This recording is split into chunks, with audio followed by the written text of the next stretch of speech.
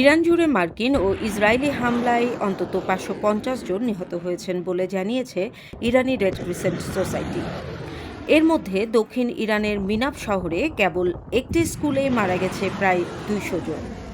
ইরানের Meher news agency স্থানীয় কর্মকর্তাদের বরাত দিয়ে জানিয়েছে, কেবল দেশটির দক্ষিণ পশ্চিমাঞ্চলীয় ফার্স প্রদেশেই এই হামলায় অন্তত ৩৫ জন নিহত হয়েছেন।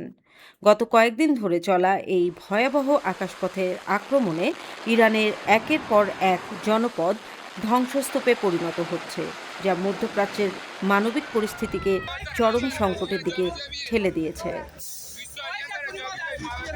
ইরান রেড ক্রিসেন্টের তথ্য মতে, এখন পর্যন্ত দেশটিতে অন্তত ১৩১টি শহর এই বিধ্বংসী হামলার শিকার হয়েছে।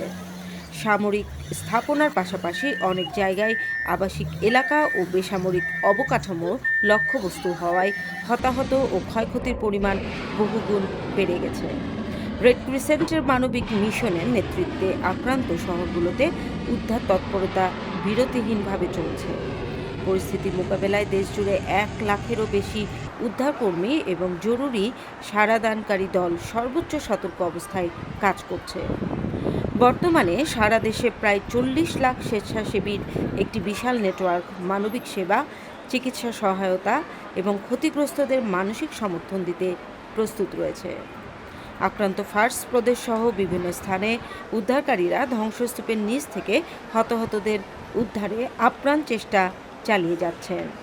মেহের নিউজ জানিয়েছে, অনেক জায়গায় যোগাযোগ ও বিদ্যুৎ ব্যবস্থা বিচ্ছিন্ন হয়ে পড়ায় ত্রাণ কার্যক্রম ব্যাহত হচ্ছে।